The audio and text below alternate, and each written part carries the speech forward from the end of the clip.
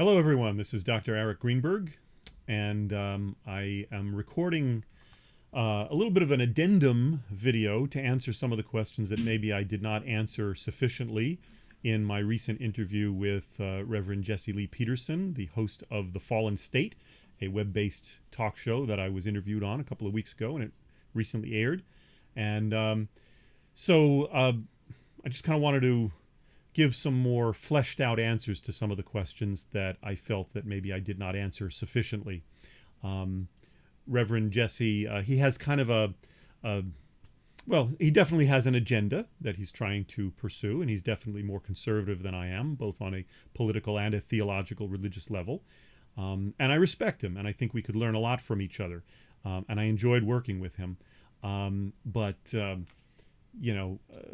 Definitely his methods,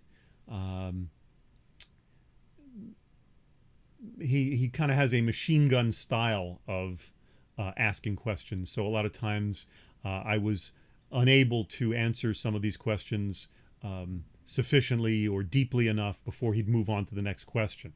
So I wanted to take the opportunity to answer some of these questions a little bit more fully in an addendum video and kind of share it with people. So if you're coming upon this video having viewed that other one, great. So please take a little time and hear some of my more extensive answers, some of my correctives and addenda. If you're not coming here after viewing the video, then please go and view that video. I think you'll find it interesting. It was very lively. I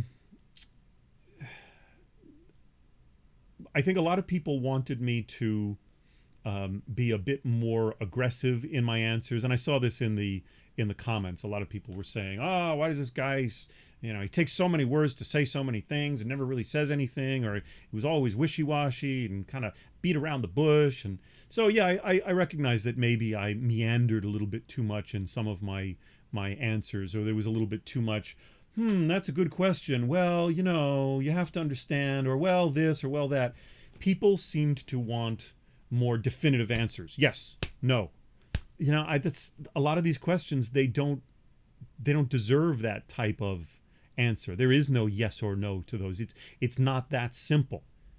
And so I was trying to address that. And so in Jesse's machine gun style of asking questions, sometimes he won't let you finish before he moves on to the next question. Just for the sake of keeping things lively. That's fine. That's his method. Sometimes I feel some of those questions were not sufficiently answered. I did mention to him while we were off stage, and we agreed on this, that people seem to be too entrenched in their points of view in this world. I see too much of that in this day and age, where people have an opinion, whether it is thought out or not, whether it's thoroughly researched or not. They have an opinion, and they want to ram it down everybody else's throat. They want to prove to everyone else that they are right and you are wrong. Yes, no. And you know what, my friends? Life is not that simple. Answers are not that simple. Even Christianity is not that simple. I know a lot of his viewers are more conservative Christians. They want to view Christianity as something very simple, very straightforward. This is what Christianity is. This is not what Christianity is. I'm sorry, it is not that simple. How do we define Christianity? That was one of the things I think people in the comments were complaining about, that, oh, well, this guy is not a Christian because he doesn't believe this. Well, case closed. He's not a Christian. Fine. You don't want to think I'm a Christian? Fine. I don't have to be a Christian. I don't abide by those kinds of yes, no, binary, up, down divisions and designations of Christian, Jew. As I said in the interview, my identity as a Jew is not exclusive of my identity as a Christian. I was raised between worlds, between traditions, and I've spent maybe almost 30 years studying Christianity on an academic level. So I think I know something, all right? I think I know a little something about Christianity. 2 masters and a PhD in biblical studies and early Christian origins. Come and take some of my classes. You'll learn a little something about Christianity, even if you think you know everything about Christianity. You don't want to study with me? Study with some of my colleagues. Study with some of the people who taught me. You'll learn something about Christianity. You will learn that it is not as simple as you think it is. So who has the right to define Christianity? Many mainstream Christians today think that they have the right to define it one way, and yet you're going to find that many others disagree. And I would bring up the example of Jehovah's Witnesses and Mormons. All right, so these are two religious traditions that at least purport to be Christian. If you ask them what they are, they will say, we're Christians. I'm a Christian, from the sect of or denomination of Jehovah's Witnesses. You ask a Mormon, are you a Christian? They'll say, of course I'm a Christian. I'm from the Church of Jesus Christ of Latter-day Saints. That's the tradition I'm from, but I'm a Christian. So, and yet they disagree on some of the basic points of Christianity with more mainstream Christianity. Points such as the existence of the Trinity or the nature of the Godhead. All right. So once again, who has the right to determine what is or is not Christianity? And you'll find it maybe you'll be surprised to find out how many varieties of Christianity are out there that disagree with each other over some of these basic points. And it's been going on like that for a long time, perhaps 2,000 years. Even the Apostle Paul, who is widely considered to be one of the founders of the Christian tradition in terms of its missionary and global identity, probably second only in importance to Jesus Christ himself. Paul's conception of Jesus Christ and God were very different from a lot of modern Christians today. You'd be surprised what he believed. If you really study him, I mean really, really study him, you'll find that he didn't know of the Trinity. He didn't know what the Trinity was. The Trinity hadn't been invented yet as a theological concept. So it's highly doubtful that he believed in a triune God. Even his understanding of the nature of Jesus, as I talked about in the video, Paul's understanding of Jesus as the Son of God. And what does that mean? Is the Son of God co-equal to the Father? Is he below the Father? Is he the same as Father? Paul did not believe the same way that most modern Christians believe. Would you say he was not a Christian? Go for it. So it's not so simple as to say, Greenberg is not a Christian because he doesn't believe what I think Christians should believe. So Jesse, as he asked me to call him, I usually like to call people by their title, Reverend Jesse, but he said, just call me Jesse. He asked a lot of leading questions. He's trying to convey his specific agenda, and that's fine. That's his show. He has his ways. And as I mentioned, I didn't receive the questions in advance, so some of my answers to certain questions may have been a bit plodding and seemingly meandering, and I'm sorry for that. I'll try to do better next time. So I would say to the complaining viewer, you try to answer the question of life, the universe, and everything with someone trying to get you to answer the next question. And as I mentioned, some of his questions were sort of machine gun style, like bam, bam, bam, bam, not allowing me to fully answer due to the lack of time and his need to get on to other questions. That's fine. But, however, some of the questions he did spend a lot of time on, when maybe I was hoping to spend more time on other questions, but he did spend a lot of time on one particular question and continued to try to get me to answer simply when a simple answer is not appropriate or helpful. And I would say this is kind of like the proverbial, have you stopped beating your wife yet? Answer yes or no. Well, how can you answer yes or no with a question like that? Because if you say yes, it means you used to beat your wife and you're a complete and utter scoundrel. If you say no, it means you're still beating your wife and you're still a complete and utter scoundrel. But there's no opportunity to say, no, this is an inappropriate question. It is not accurate. I have never beaten my wife. And why would you ask me a question like that? So, in that scenario, how do you answer a question like that? And he was trying to get me to answer a lot of questions in that same manner. Do you believe in Sharia? Well, how do you define Sharia? Do you, Reverend Jesse, even understand Sharia? Do any of your listeners or your viewers understand Sharia? Or are you just merely, parroting back what people say Sharia is or not? So, maybe I didn't answer his question about the return to the Father well enough. That's one that I wish that I had answered a little bit better, because I don't think I fully understood where he was going with that, since I didn't prepare for the question. I didn't have that in advance. But I think he was looking at the idea of, quote unquote, the return to the Father as repentance or acceptance of God. And I wasn't looking at it that way. I was seeing it more in a Johannine manner. The idea is there's a lot of that rhetoric in the Gospel of John, the idea of returning to the Father. That's more of an apocalyptic thing. That's not necessarily a repentance thing or an internal thing to come back to God. The Gospel of John is very different from some of the other Gospels. They're not all saying the same thing, my friends. And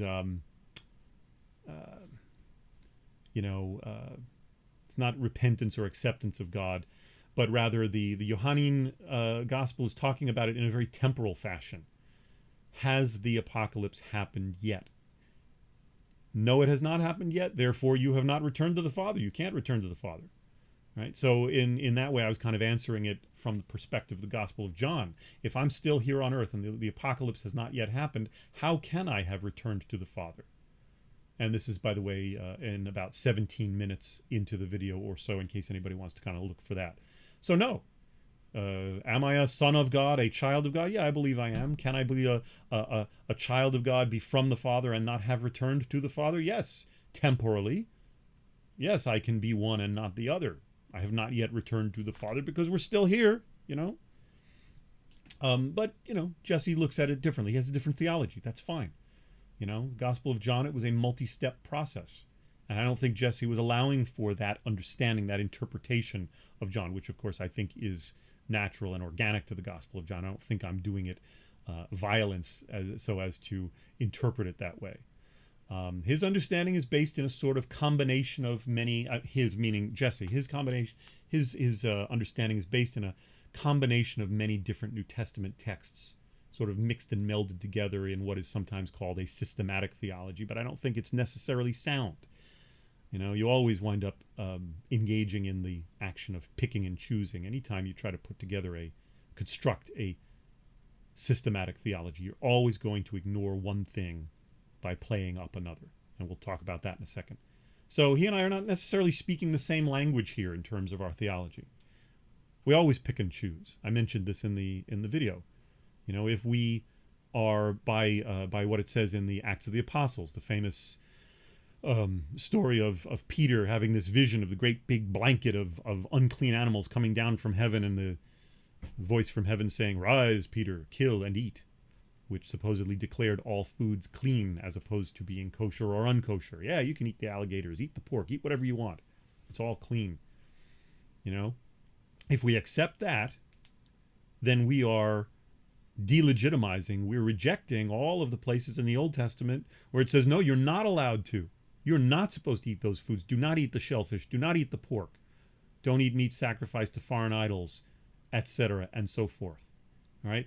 And, you know, if we're picking and choosing certain rules of life over others, such as making the idea of heterosexuality the norm, we're saying that's something, you have to be heterosexual, you're not allowed to be homosexual, or you're sinful. We're putting some of the Levitical codes that talk about that over some of the requirements for hospitality or being good to people, good treatment of poor people, of widows and orphans, stuff like that, or not killing. Right? So we're always picking and choosing every time we open the Bible. Even just the nature of believing that the New Testament can stand in the same canon as the Old Testament and yet not contradict each other. That is picking and choosing, all right? We always pick and choose every time we open the Bible. Anytime we pick up the Bible, to even believe that the Bible is a Bible, as I said, believing that the Old and New Testament can exist together, they do not contradict each other. That's a theological choice. That's picking and choosing. That's why Judaism still exists. Jews don't believe that Jesus suffered for the sake of humanity or died for our sins. That's picking and choosing. By Christians saying he did and I accept the New Testament, that's picking and choosing. Saying the Old Testament, that's old news. It is merely prophecy. It prefigures Christ. But it's no longer valid as current laws. Sure, eat the pork. Sure, kill people if you want. You know? Cast out widows and orphans as long as they, you know, if they get in your way. If it offends your ideological and political viewpoints, sure. Treat them poorly. All right, John 8:44 to 47, chapter 8, verses 44 to 47. There was a point I was talking about. I think I quoted the actual passage number in the interview, where he's talking about that you are born of your father, the devil. All right, he's not talking to all Jews. He's not talking to all people. He's talking to a select group of people there. So the Gospel of John has a certain sense of predestination in it. He's ruling out free will, you know, as a uniform phenomenon. So I find that kind of problematic in the Gospel of John, the dualistic anthropology of humankind that does not fit well into mainstream Christianity. Um, yeah, so his dualistic anthropology of humankind does not fit well into most mainstream Christianity, such as in Catholicism and others. Okay, so that was just something that I wanted to share, talking about that pericope, that passage in the Gospel of John. I think I handled the question about Jesus as the Son of God fairly extensively, so I'm not going to go more in depth into that. One thing that interested me was Jesse's conception of the idea of the alpha male. I know he's big into that. That's his thing. I can say a few more words about that in a minute. He believes in Jesus as the ultimate alpha male. He said at about 31 minutes in, Jesus, quote unquote, took names and kicked butts. I don't know if I agree with that. Does dying on a cross, obedient to death, was that taking names and kicking butts? Whose butts did he kick? All right, now if we're talking about in a cosmological sense and in a eschatological sense, a salvific sense, ultimately, yeah, okay, Jesus as the ruler of the universe, the Pantocrator, the Son of God, just the fact that he is the Son of God, that he is God in the flesh, according to some people's theology, that he, he conquered death. All right, sure, that's kicking butt and taking names, but on an earthly level, a secular level, a temporal level, I don't remember him kicking any butts. Maybe we can talk about the whole cleansing of the temple. Sorta, maybe. I don't know. But dying on a cross, obedient unto death, such as in Philippians chapter 2, honestly, that doesn't look to me much like being a victor or an alpha male. If anything, that's kind of like being the beta male. And I don't mean it in the same way that Reverend Jesse understands it. He's using the term beta male to mean a weak person. No. If we look at certain animal cultures, which is where we get the idea of alpha male, beta male, omega male, things like that. Usually the beta male is the second in charge. The beta male is sometimes, in wolf society or certain primate societies, the beta male is meaner than the alpha male because he's got something to prove. So in that respect, is not God the Father the actual alpha male and Jesus is the beta male? So just once again, I don't entirely agree with Jesse's understanding or his formulation of what it means to be an alpha male or a beta male. I don't think he understands where those terms came from in terms of zoologists and biologists and their conceptions of primate and wolf society, which is where these terms came from. And these conceptions of the structure of those animal societies, those do not necessarily pertain to human society, according to anthropologists and biologists. I'm not an expert in this. I can't talk about it, but the articles I've read is that it is really incorrect, and it's a big stretch to just sort of take it from wolf or lupine society and primate society and just sort of plunk it down into human society and to assume that we're organized sociologically and anthropologically, that we're organized the same way. I don't think so. And those particular paradigms of alpha male, beta male, all that kind of stuff are just, it doesn't necessarily fit with human beings. And so those terms are largely misused, and I think they've kind of become a lot more popular terms, kind of a lot more current in the last 10 years with respect to people, and it was definitely something that was promoted by the Trump crowd. And I can see that Reverend Jesse, he likes to use that. He looks at Donald Trump as the ultimate alpha male, which is why I talked about in the video, if my understanding of these terms, I think a lot of people misappropriate and sort of misuse the term to mean, big man on campus strutting around, throwing his weight around. Basically what Donald Trump has been doing for the last, 30 or 40 years or so, and particularly in the lead up to his candidacy for president and then his occupancy in the Oval Office. Talking about grabbing women by the PUSSIES, which I will not say publicly, but I spelled it out for you. I mean, that's very misogynistic kind of behavior. I don't think that fits with what people are trying to say is the positive image of the alpha male being a leader, a person in a leadership role who takes care of the people who are under him as an alpha male. I mean, and I questioned Jesse about that. I said, so you don't mean it as somebody who is who's merely throwing their weight around and thinking only about themselves. He seemed to agree with me that a real alpha male is a good leader, somebody who takes care of, like Jesus. He's putting Jesus forward as the example of the alpha male. So for Jesse, he's using Jesus as the paradigm of the alpha male. Fine, however you want to use the term, but that ain't Donald Trump, all right? Nonetheless, I just kind of want to point out these terms have been very widely and largely misused in the popular parlance in ways that most biological and zoological scientists would not recognize. All right. Once again, this is not my field, so I'm not going to get too deep into that. I'm just saying from the articles that I've read by people who actually utilize those terms, talking about animal behavior, the people who actually coined those terms in the last maybe several decades. Once again, I have not read Jesse's work, so I can't say whether I agree or disagree with his conceptions of what is or is not an alpha male. But like I was saying, if we were talking about an alpha male, I think God the Father is the alpha male and Jesus is the beta male. Not an omega, but a beta. All right? If Jesus suffered for all humankind and was the recipient of our hatred and our cursing and our contumely, beating him, by his stripes we are healed, the one who is cursed and hanging on a tree, all of these biblical metaphors, some of which are from the Old Testament that are seen as prefiguring Christ, and then in the New Testament we talk about him fulfilling those prophecies. That doesn't sound like an alpha male coming around and kicking butts, right?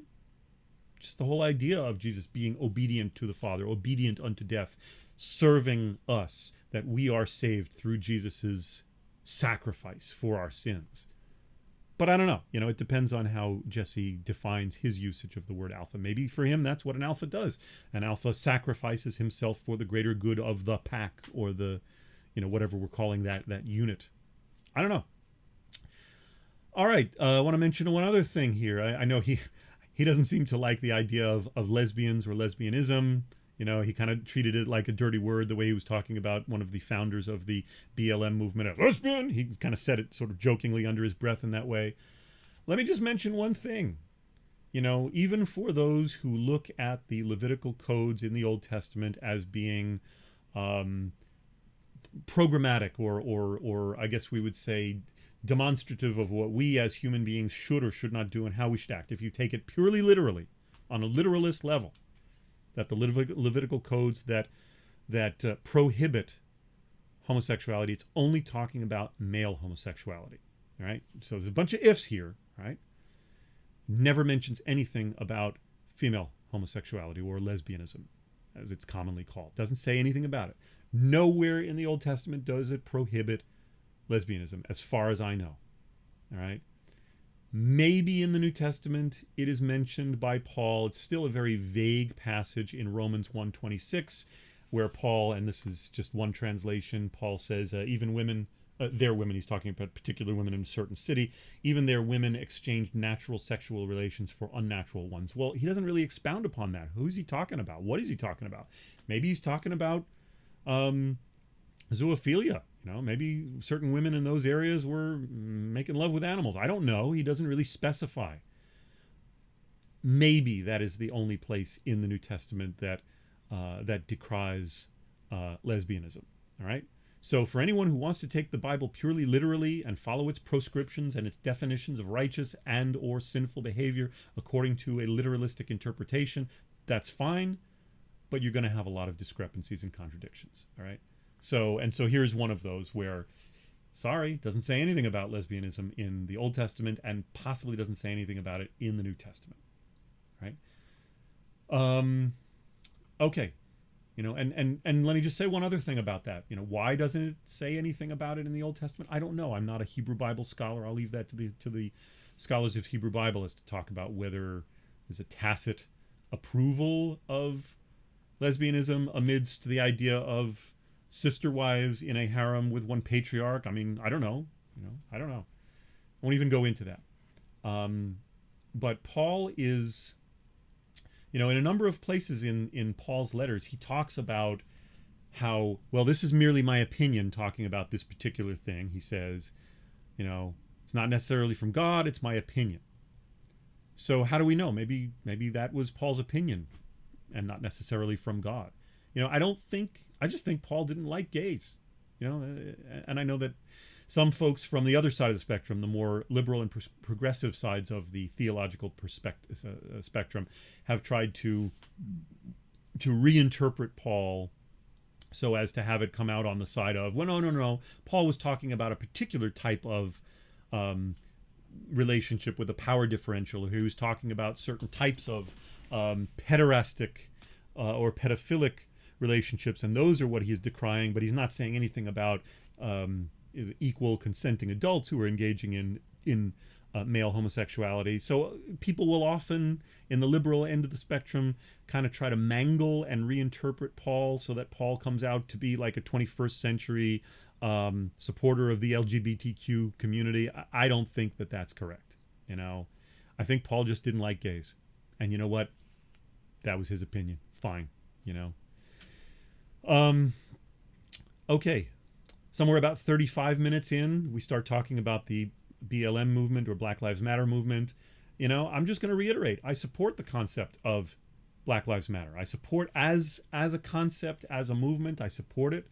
And no, I do not believe that it is an organization per se. To the best of my knowledge, it is a decentralized movement, and that's part of the beauty of the movement, as well as perhaps a shortcoming or a limitation of it, in that it does not have a clear leadership that comes down and says, okay, folks, we're going to do this or we're not going to do that. That it kind of leaves it somewhat decentralized, partly so that people can't go and try to find a Martin Luther King or a Malcolm X and to assassinate that person because we don't like that person, we don't like the movement. If you take off the head, you'll destroy the movement. So by staying somewhat decentralized, you kind of preserve the kind of the anonymity of the leaders of the movement. Fine. You know, I support the idea that Black lives do matter, you know, and until Black lives matter, until we treat Black lives as if they matter, then saying all lives matter will be a lie. You cannot say all lives matter if you don't also believe that Black lives matter, because then you're leaving out one major significant component of the population. Right? So what about some of the other issues, some of the things that I have seen done in the name of the BLM movement, perhaps by BLM people themselves or by Antifa, an allied movement, or, yeah, I don't know. Things like property damage. No, I do not support any kind of violence in that way, you know, any kind of unprovoked violence, other than violence in the name of self-defense. I mean, direct self-defense. That's the only kind of violence that I support in any way. And even that, you know, there are perhaps moments where even that is questionable. You know, I am a believer in civil disobedience and nonviolent resistance. You know, MLK was a lot smarter than I am, and he supported it all his life, and he died for it. All right. You know, and I know some people in the movements these days have talked about, yeah, but, you know, it didn't work. You know, look at where we still are today, and nonviolent resistance has not worked. We need to take more aggressive measures. We need to take more drastic measures. And, you know, by going out and burning a few buildings, a few stores, maybe that'll shake people up, shake them out of their complacency and get them to wake up. And really, we'll start getting the things that we're asking for, as if they were demands, as if we were holding people hostage, holding the culture hostage. You know, so much of the property damage that I've seen connected to the recent BLM protests, a lot of times I've seen it coming from so-called allies and from collateral damage, but not necessarily deliberately and directly supported by the movement. So a lot of people will say, oh, but BLM supports violence. I think it's kind of up in the air as to whether the movement itself is supporting that kind of property damage violence. You know, a lot of them are not. A lot of them are saying, please, we didn't come here to destroy property. And yet there are people doing it in the name. I see a lot of white people supporting that idea that, oh, no, we need to support the idea that sometimes you need to shake things up, you know. And I think that may be a form of virtue signaling, kind of saying, oh, no, well, if the black folk, if they want to revolt and if they want to be violent, then they have a right to, because they've suffered so much. So I, as a white ally, I'm gonna stand with them and say, oh yeah, you can be as violent as you want, you deserve it. No, I do not support that. Not support that at all. And I think people that support that are using that as acceptable losses or collateral damage. They will often twist the words of MLK in his letter from Birmingham jail to suggest that he supported this. I do not believe that he supported that kind of minimal property damage violence. No. I mean, read his letter. Read it in its entirety. All right. Some people will say, well, these are different times and nonviolent resistance hasn't worked. It stopped working. Look what's happening now. They're still killing unarmed black men and women. It didn't work. We need to try different methods, sometimes people will say. It didn't work in securing the goals of the civil rights movement, and therefore not Black Lives Matter by extension as an outgrowth. So people will say, well, therefore we're justified in property damage as a method of waking up those who are complacent. So I would say, this results in a loss of moral ground, this kind of damage done to small business owners. We're not talking about Bank of America. We're talking about mom and pop stores that are in the way of the wake of the destruction that we see in some of these protests that are falling prey to that type of violence. Damage to small business owners, including businesses owned by people of color. Blacks and Hispanics who own businesses in those areas, whose windows are broken, whose stores are looted. How's that helping them? I want to ask you by comparison to look at the recent farm movement, the farm protest movement in India. And if you don't know about these, educate yourselves. Go and Google it. You got all the information at your disposal. Google the farm movement in India, which has very dramatically involved the Sikh community, the religion of the Sikhs, all right, who are some of the major players in that movement. It is an extremely non-violent movement in the face of deadly onslaughts by the government in India and by the police in India. And yet the Sikhs are going and feeding some of the same police that are beating them by daytime, and then at nighttime they're feeding them, because that's what Sikhs do as a community. They feed people, they love everyone. Why couldn't that work here in the U.S.? All right. Or look at the revolution in Myanmar, formerly known as Burma. Once again, Google it, educate yourselves, which has been overwhelmingly nonviolent in its answer, its response to the government, the military junta government that has taken over and has been brutalizing citizens. I believe they've killed upwards of 1,000 people at this point in time, and yet the people are still acting nonviolently. All right.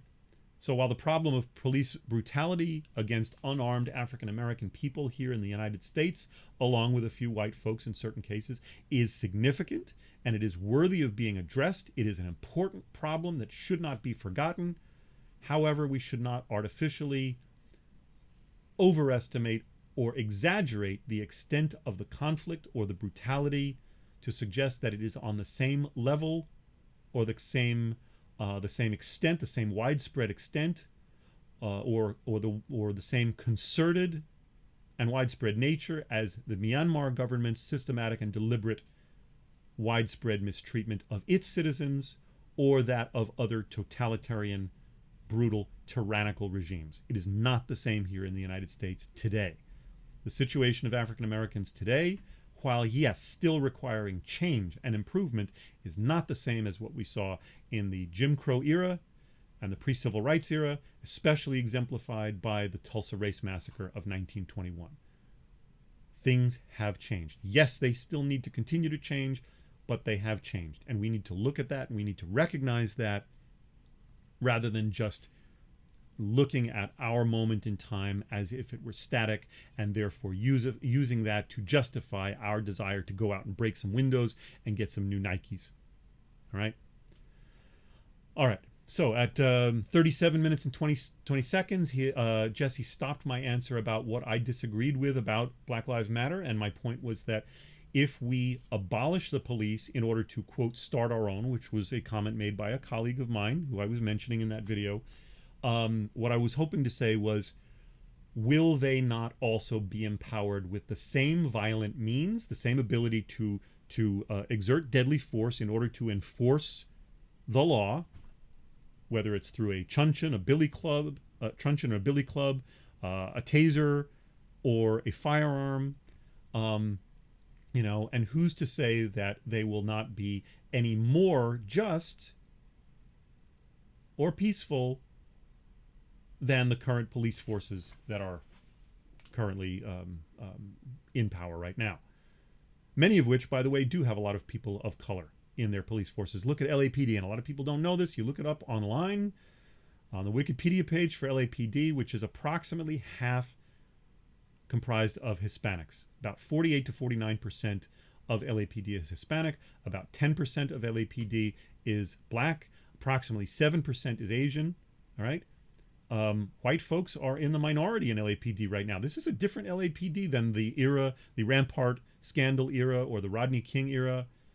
Do things still need to be changed? Yes. I've got friends in the police force. I've talked with some of the captains. I've talked with some of the deputy chiefs and the chief himself. All right. These people are part of the movement that I'm part of, the interfaith movement. They're very supportive. I've talked with them. I've worked with them. And they know that things still need to change. I was talking with Chief Moore the other day in an online forum about the cooperation between law enforcement, particularly LAPD, and faith leaders and interfaith leaders. And he was talking about how things need to change. He knows it. Things continue to need to change. But he's focusing on better training. He's not focusing on disbanding the police force, which is what some have mentioned. And I think that's why it's sometimes easy to, when you hear people talking about defunding the police, it's easy to kind of confuse that with other people next to them who are saying to abolish the police altogether. All right. So, the LAPD today is very diverse compared to earlier eras.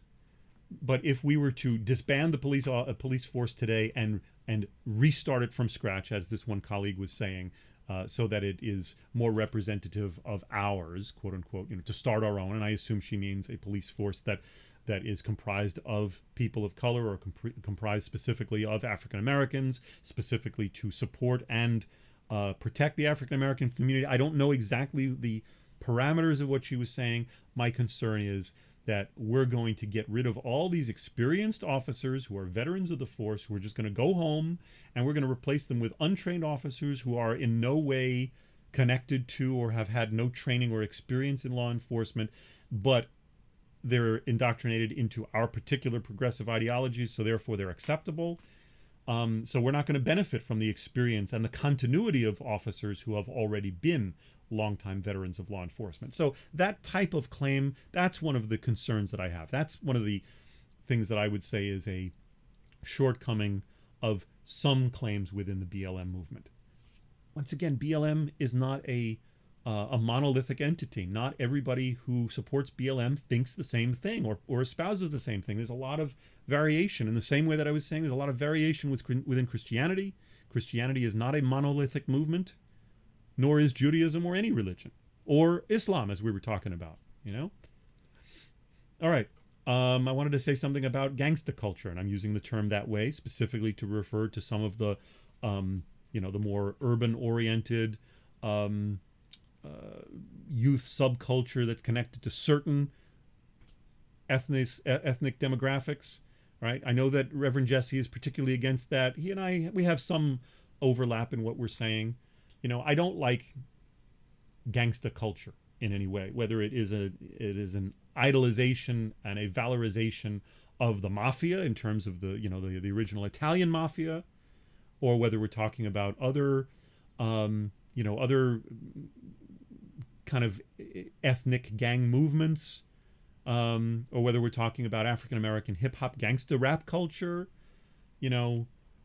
We get involved here in the question of what is called model minorities and why there is more violence in black communities. We get involved in the question of black on black violence, which I know Jesse was talking about, and it comes very close to the question of blaming specific cultures for their current lot in life. I don't want to go there, all right? It's a very complex question. It's a very big topic.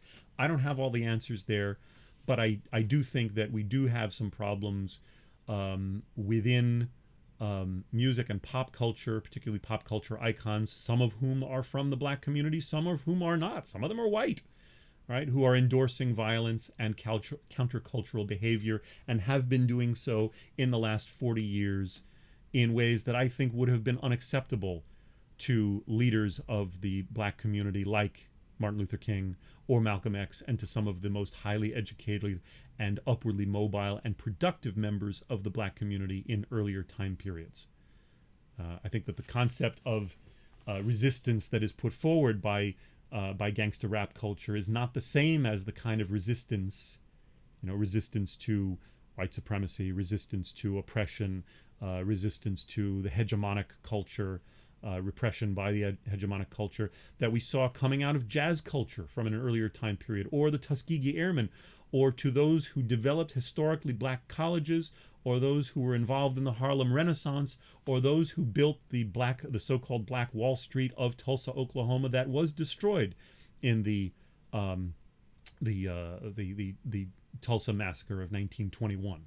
All right, so that to me, that's resistance, supporting your ethnic and demographic community in positive ways instead of going out and selling drugs or supporting the sale of drugs or that kind of countercultural antinomian kind of behavior that's largely negative.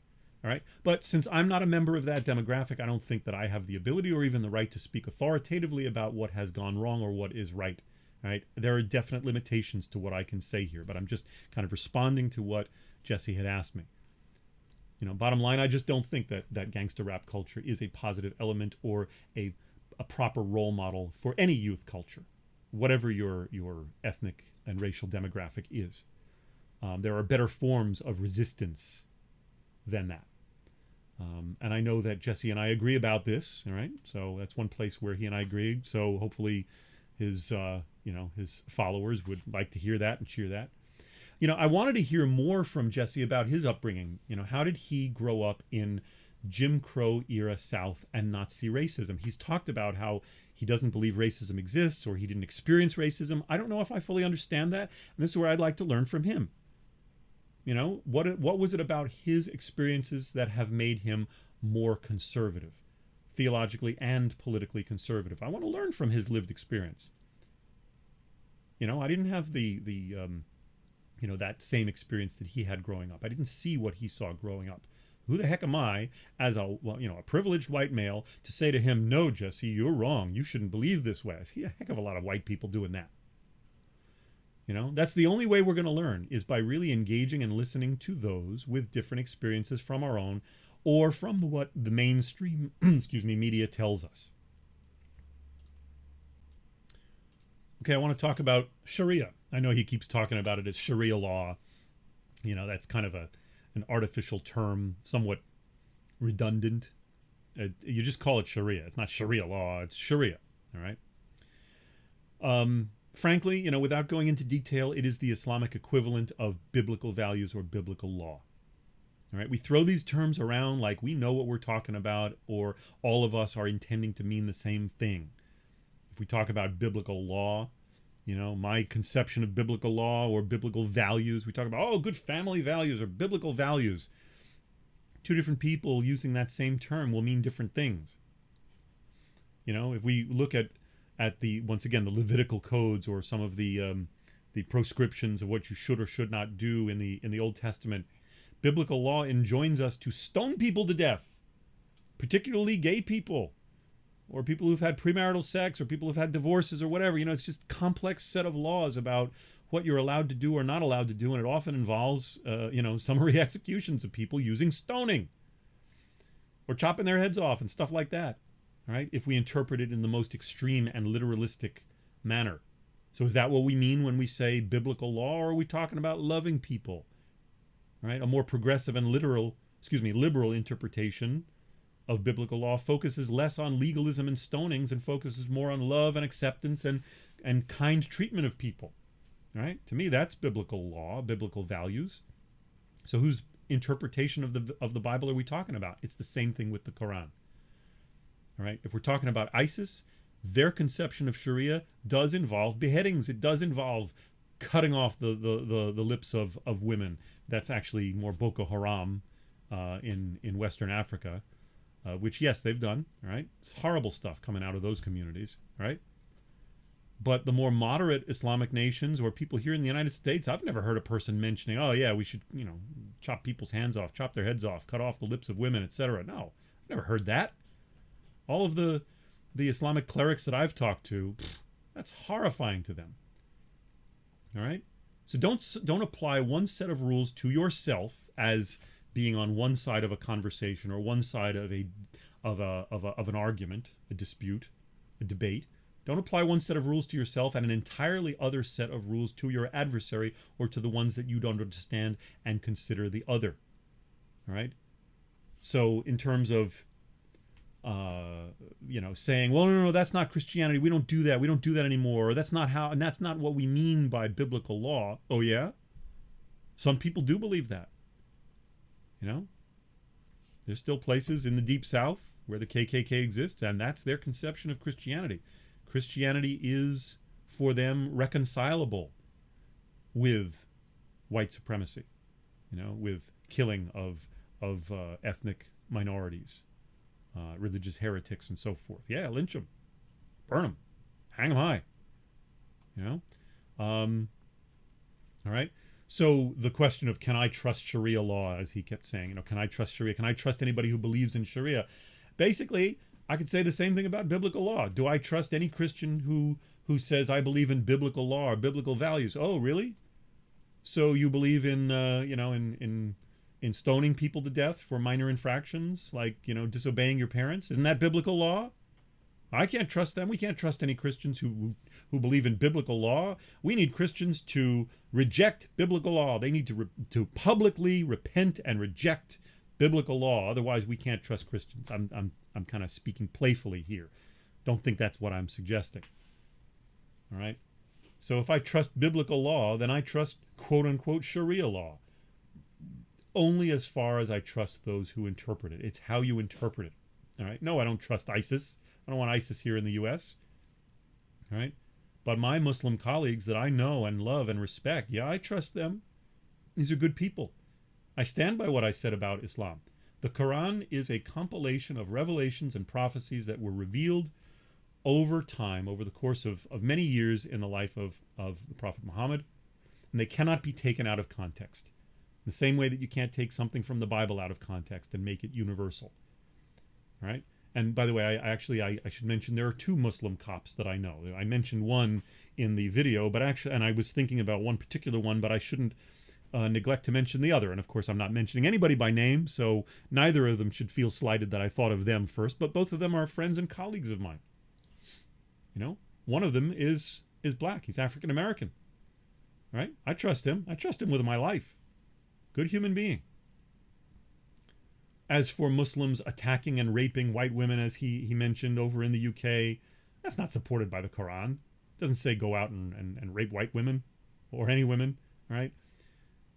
So if we say that we read the Quran and we take it at face value, we have to believe that they don't want to see women raped or anybody getting drunk on alcohol. So frankly, this kind of sounds like, if Muslim society is based upon their version of biblical values, Sharia, the concept of taking care of widows and orphans, don't poison wells, don't chop down trees when you're in warfare, incline towards peace, even when you're in warfare, accept the entreaties of people who are trying to make peace with you. These sound like really wonderful ideas.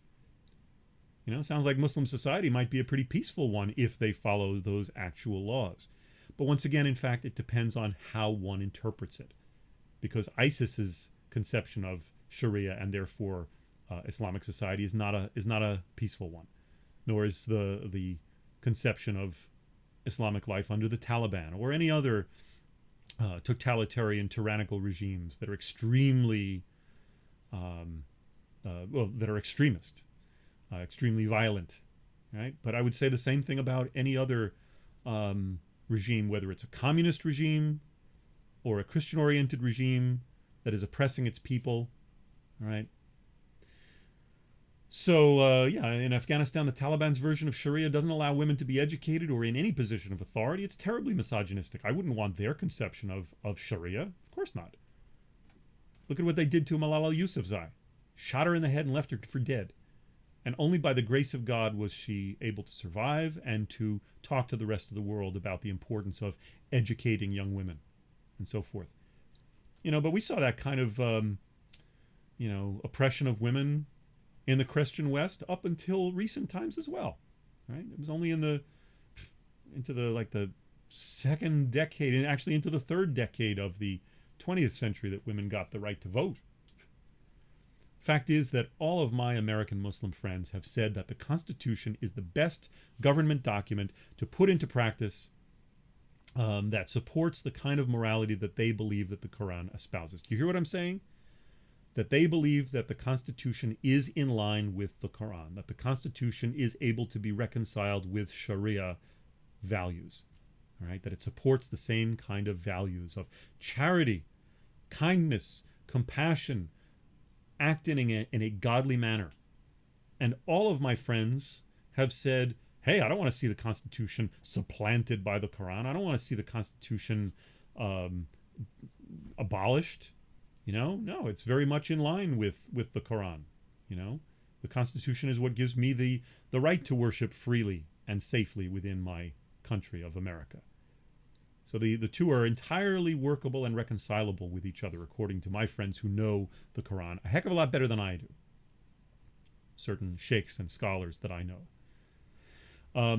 So I want to invite Jesse and anybody who is watching this video. I want to invite you to come on our field trips, get in contact with us. You can come and meet Muslims, meet Buddhists, meet Jews, meet Christians if you're not Christian. Anybody from any tradition. When we're going to those particular houses of worship, you are welcome to come along and meet some of these people so you can understand who they are. But specifically, since we're talking about Islam right now, since I know Reverend Jesse is a bit skeptical about Islam, a little bit concerned about it, right? I'd like to share with him what I know about Islam. I'd like to share with him the people, the relationships with the people that I have relationships with them who are Muslims. I invite him and anyone on our field trips in the Interfaith Ambassadors program. I'd like to say at about 53 minutes in, he was creating a false equivalency between critical race theory and the idea of black nationalism. All right, if you really delve into what is critical race theory or CRT, it is not the same as black folks saying all whites are the devil and all whites need to give all their money to black people for reparations. That is not what reparations means. That is not critical race theory. There's so much misinformation going around about critical race theory. And I'd like to reiterate when he asked, am I a racist? I'm no more a racist than the next white guy. All right. I think everybody has a little bit of prejudice and a little bit of racism in our hearts, regardless of what our ethnicity is. I've seen it among a lot of different people, among a lot of different demographics. I've seen certain suspicion or prejudiced notions about the other, about people of different ethnicities. I've seen it among Asians towards other people of different Asian countries, thinking, well, they're below us, they're not as advanced as we are. I've seen it among Asians about black people. I've seen it among Hispanics about black people. I've seen it among black people about Hispanics. I've seen it among white people about everybody else. There's a lot of racism out there in the world. And I think that we need to address that in our diabolical human hearts. Recognize that we often are scared of the other before we even give that other person a chance. I want to make a note here about the difference between nationalism and hypernationalism.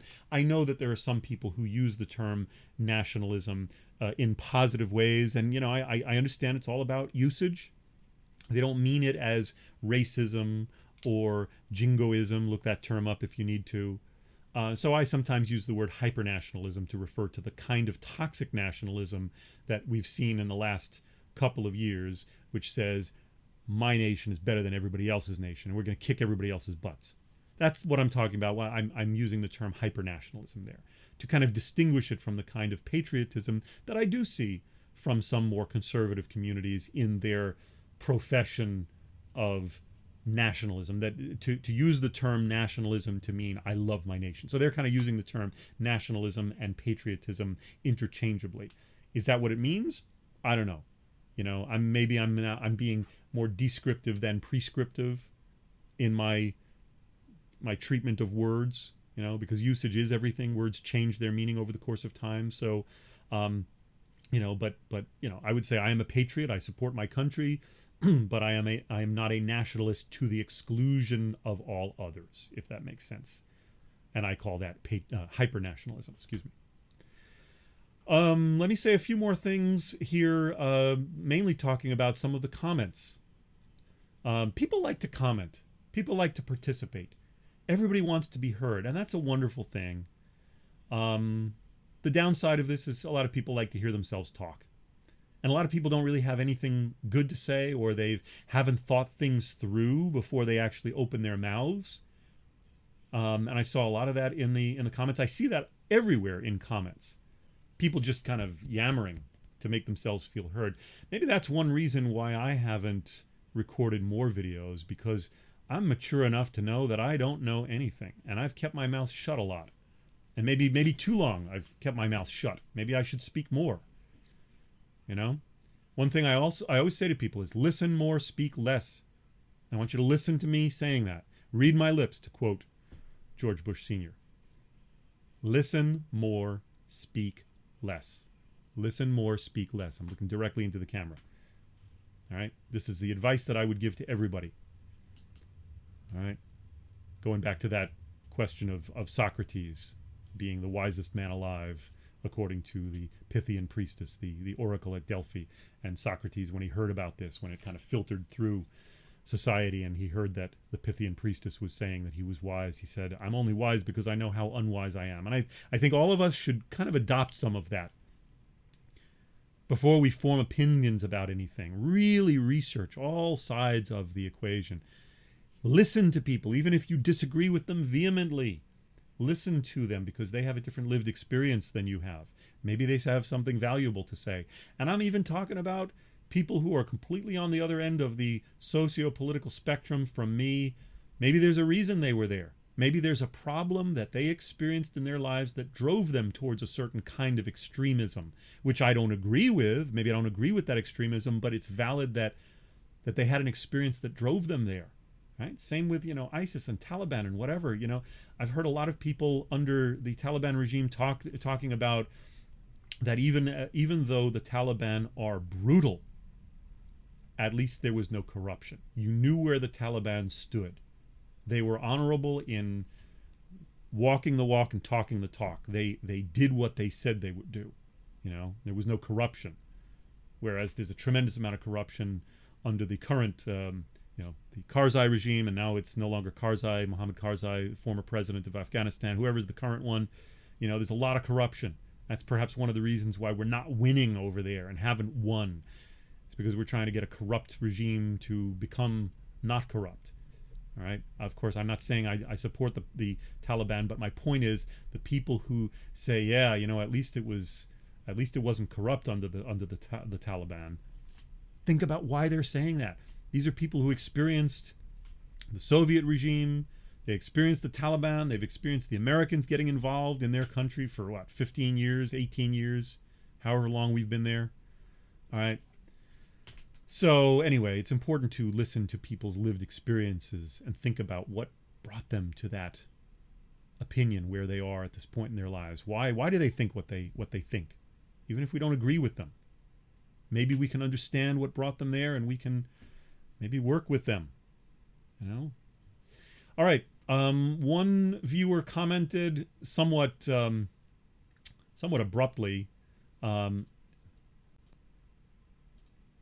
He said, you know, that I do not come from an interfaith marriage. He said Greenberg doesn't come from an interfaith marriage. I'm not reading it directly here, because his mother converted prior to marriage. Aha! I caught him in a lie. I caught him in a mistake. Ooh, good for you. Good for you. You caught me. All right. First of all, please show respect. All right. Don't try to catch me in a mistake. All right.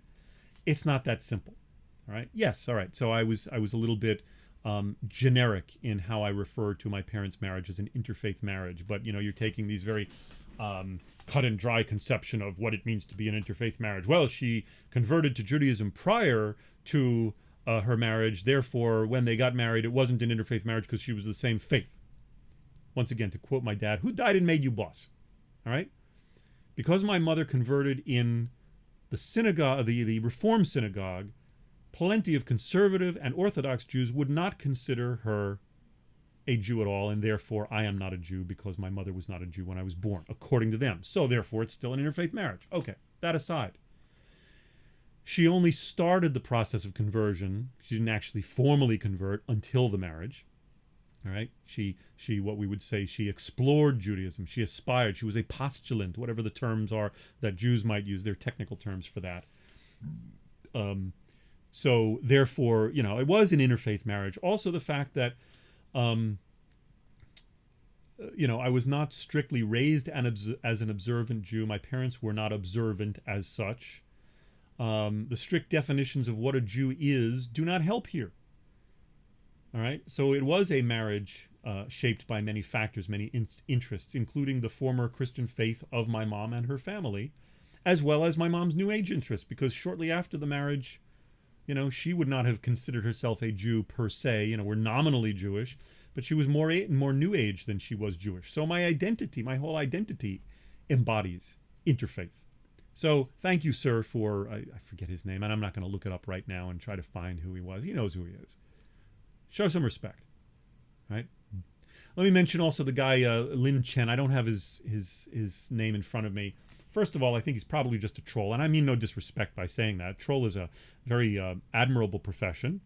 They sit under bridges, they watch bridges, make sure bridges are properly constructed. I'm joking around here.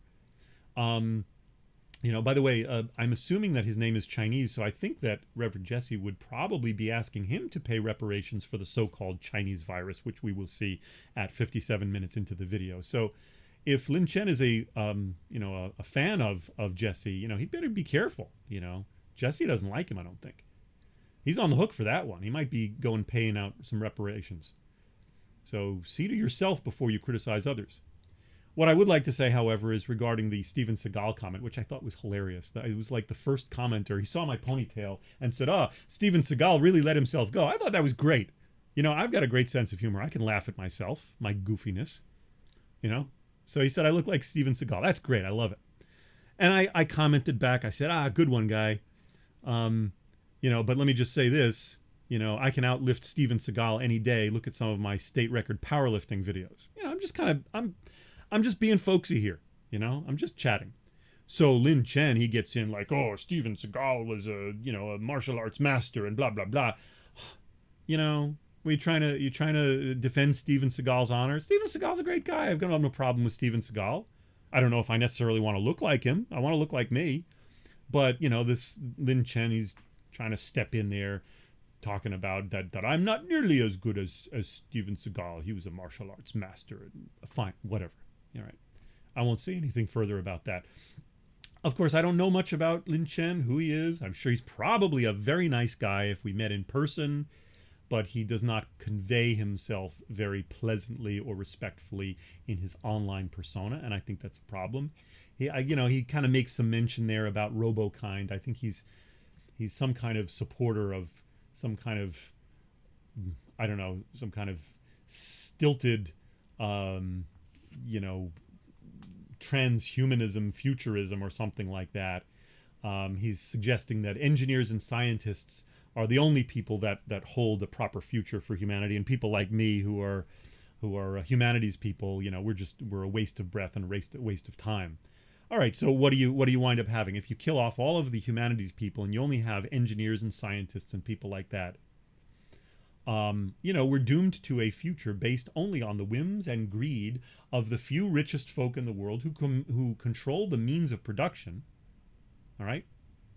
The humanities hold the key to ethics, to history, to language, to philosophy. Without these, we become a species bent on gratifying only our basest needs, and we are ruled by those needs. Who reminds us of the last time that our profit-driven motives caused us trouble, like DDT, that was created by scientists and supported by big business and was not properly vetted or tested before it was turned loose on humanity, and now we're trying to clean up.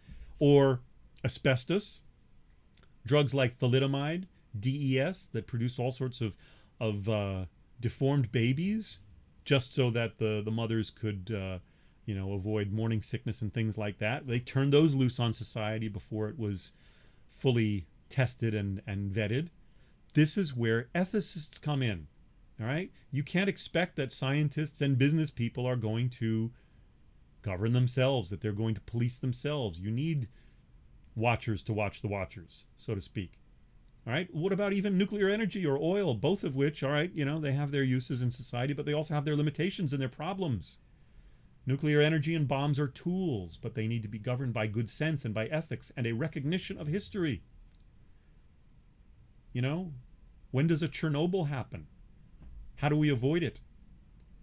What are the ethics of good building practices to make sure that we're actually using the right tensile strength of the steel for bolts that hold together buildings, rather than cutting corners for the sake of a few dollars, and then the building falls apart and thousands of people die in it? That's where ethics come in. Why do we even care about safety of technology? Chernobyl, the Space Shuttle Challenger, building and safety, the Triangle Shirtwaist Factory, things like this. These are pieces of our history that were only governed by the motive of profit-driven motives. And who was in charge? Business people, scientists, engineers, ethicists, theologians, and humanities people didn't have a say in that. Right? There's a reason why you need these people. I'm not saying that any of these are any more important than the other. I'm not saying we can do without scientists and engineers, which is essentially what Lin Chen is saying regarding humanities people. I'm not saying that. I'm not going to be as narrow-minded as he is. All right? If we're only driven by profits, then the owner or builder profits. That is the only person that profits and is indemnified, while the inhabitants, the users, the workers are sacrificed at the altar of greed. Yes, scientists and engineers are important, but not at the expense of those in the humanities, or people who benefit from the work of those in the humanities. So it's like trying to argue which is more important, the heart or the brain. Oh, the heart is more important because it pumps the blood. So we can dispense with the brain. You don't need the brain, right? No, the brain is more important because it helps you think. It controls everything. Well, sure, dispense with the heart then. Oh, then the brain gets no blood. This is foolishness. All right, so I'm going to close what I have to say here. Thank you for listening to this 1 hour and 7 minutes of my following up on this interview that I had with Reverend Jesse, which was a wonderful time. I had a great time with him. He's a gentleman. He's a lot of fun. He and I disagree about some things, but we had a lot of fun, and I appreciate being on his show, and I want to thank him for having me on the show. All right. If I could just leave anything with anybody who's watching this video, once again, listen more, speak less. Listen more, speak less. All right. So I'm sorry to people who wanted me to be more definitive in my answers. Life does not have easy answers. Christianity is not full of easy answers. No religion is full of easy answers. If you want easy answers, you're in the wrong universe, my friend. Okay? So, be blessed. Have a great day. Please like and subscribe to my little nascent channel. There will be more podcasts coming in the near future. Please navigate to drarikgreenberg.com, which is just drarikgreenberg.com. I'll put it in the description of this video. Please also go and like the work of the Institute for Religious Tolerance, Peace, and Justice, or irtpj.org. Also, instituteforreligiousTolerance.org. I'll also put that in the description. So, explore the work that we do to try to save the world from intolerance and hatred and miscommunication. Thanks so much, everybody.